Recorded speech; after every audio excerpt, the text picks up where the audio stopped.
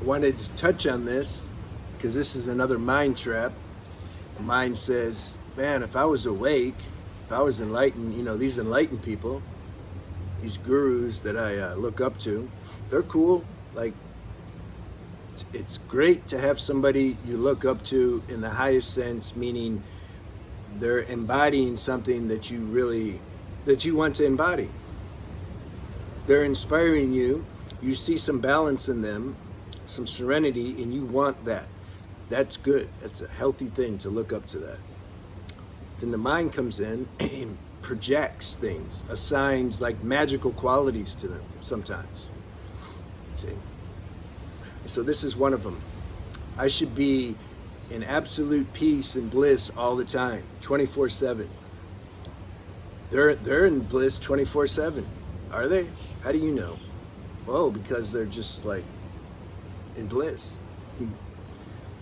See, this is another thing, how I continuously say, and I'll keep saying because it's a great debunker of concepts when I say, what is the real definition of awakening? What's the real measuring stick of awakening? Because you're going to find that you can't find it. It's all mental commentary. Same with peace and bliss. What's the definition of peace and bliss? How are you going to measure that? To what degree or intensity of feeling goodness, when does that reach peace? Oh, when does it reach bliss? When does it reach ecstasy? All these concepts, spiritual concepts that the ego mind creates and then keeps us stuck. This is we have to somehow let go of all that. Because like I said, where's the criteria that you surpassed feeling good, now you're in peace, now you're in bliss, now you're in ecstasy. See, some people, they can say, man, I'm really in bliss right now. But how intense is it?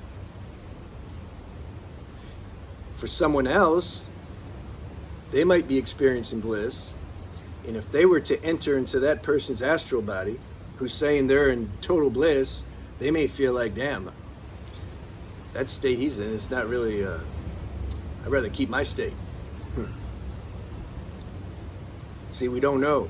It's also about if somebody's been in hell for so long, and then all of a sudden they came into like a quiet place inside themselves, that contrast is going to be experienced as very significant, and then they're going to be like, I'm enlightened 100%.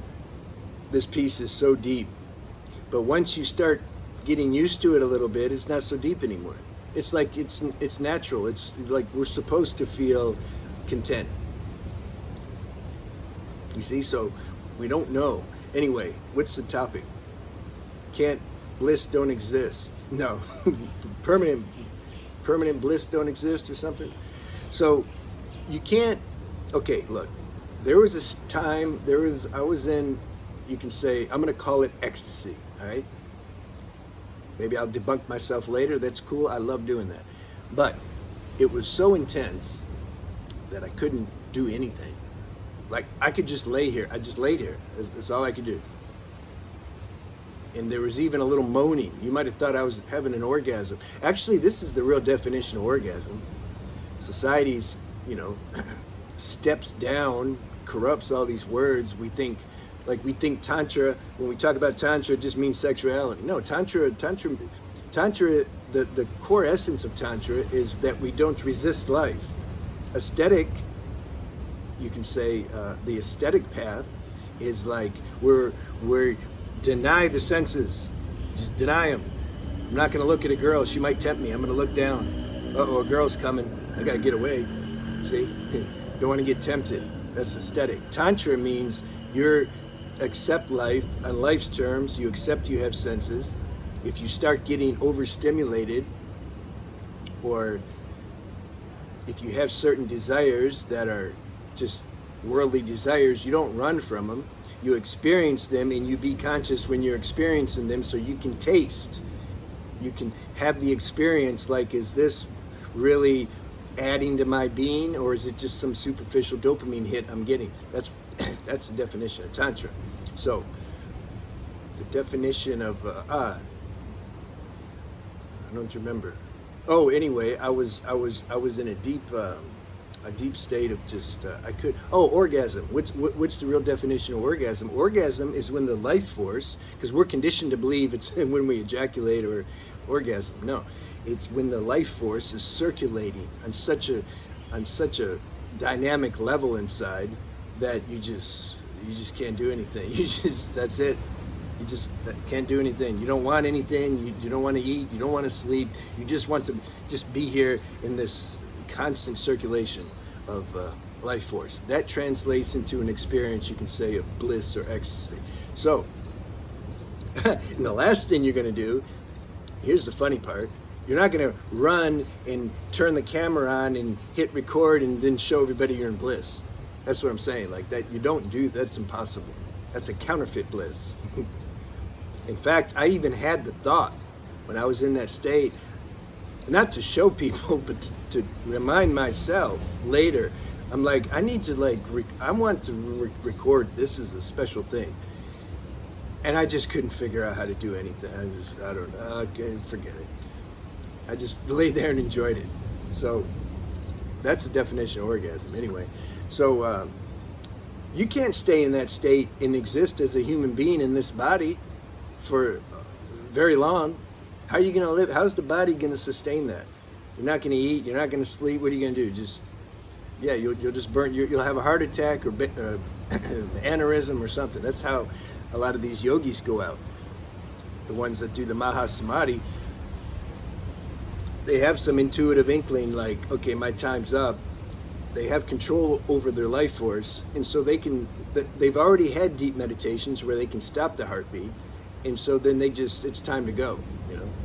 Did they suicide out? No, it's divine. It's time to go. So all these sidetracks, you know. When I can't talk about just something like a robot. We gotta hit other angles. So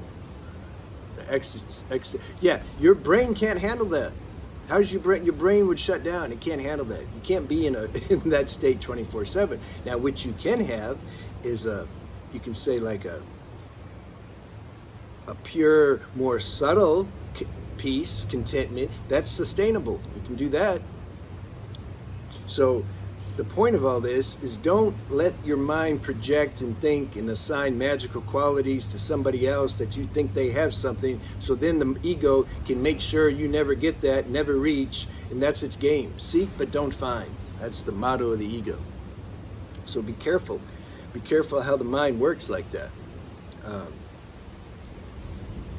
And still, when it gets right down to it, these states of bliss and ecstasy or peace, they're still states. They're states of being. They're going to pass.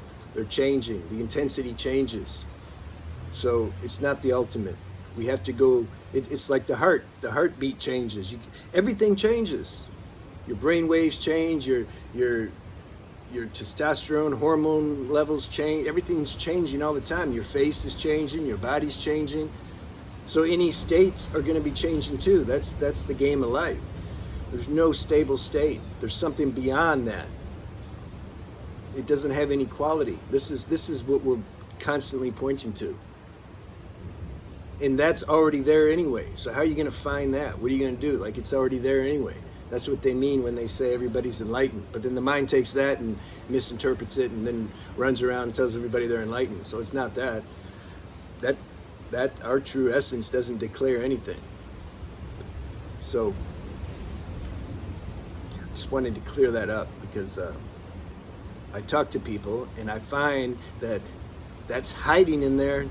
The mind has a certain expectation. It's holding on to a certain subtle desire to have a certain experience. Maybe it had in the past, or maybe it's never had, but it imagines that it exists and it's waiting for that experience so that then it can finally declare, the ego can declare, I'm awake. Debunk that.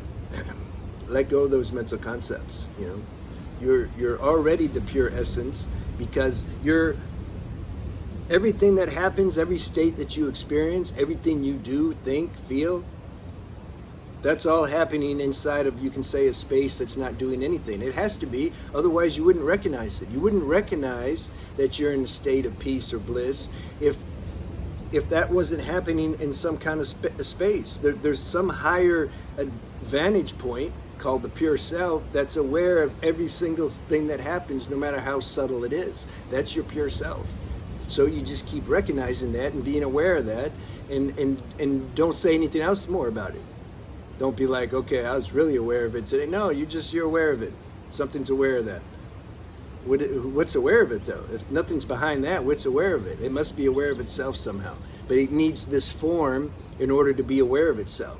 Hence, when people ask what's the purpose of having an individual sense of self, that's the purpose. So the pure self can somehow recognize its own self. It needs some differentiation. Did I say that right? It needs that so it can recognize itself. There you go. Good video. All right, talk to you later.